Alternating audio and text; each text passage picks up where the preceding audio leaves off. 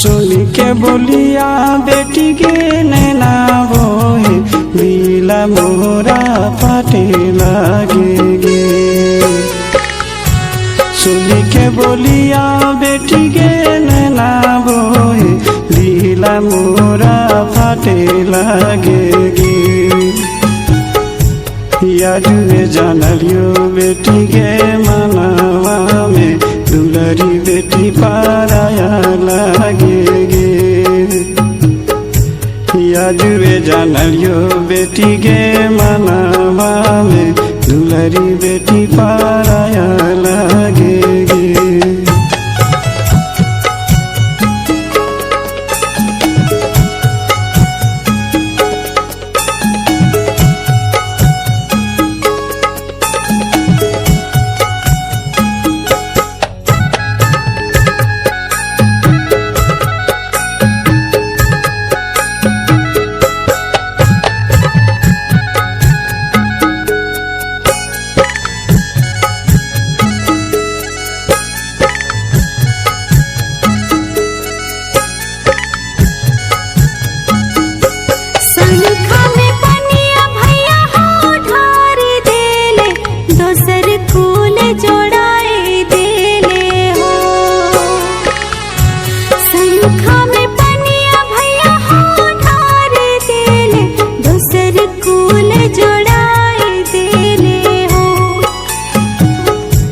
आजुए जानलियो भैया हो घरवा के नहीं हर बनाए देले हो। आजुए जानलियो भैया हो घरवा के नहीं हर बनाए देले हो। कठिन रीतिया बहन के जोड़ल रहे घरवा सासुरवा लागोगे। कठिन रीतिया बहन के जोड़ल रहे घरवा सासुरवा लागोगे। याजुए जानलियो बहन के घरवा मोरा तोहरो नहीं हरवा लागोगे। याजुए जानलियो बहन के घरवा मोरा तोहरो नहीं हरवा लागोगे।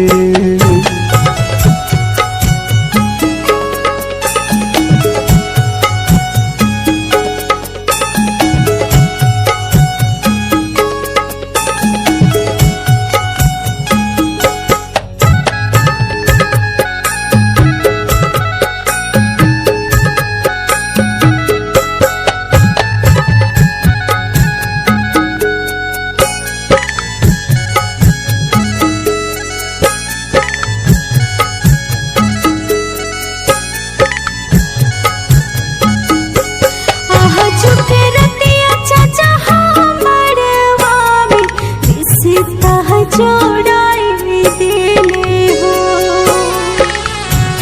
आज के रतिया चाचा मड़वा में रिश्ता जोड़ाए देले हो।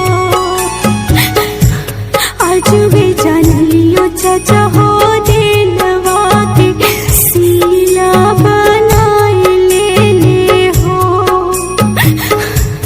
आज वे जानलियो चाचा हो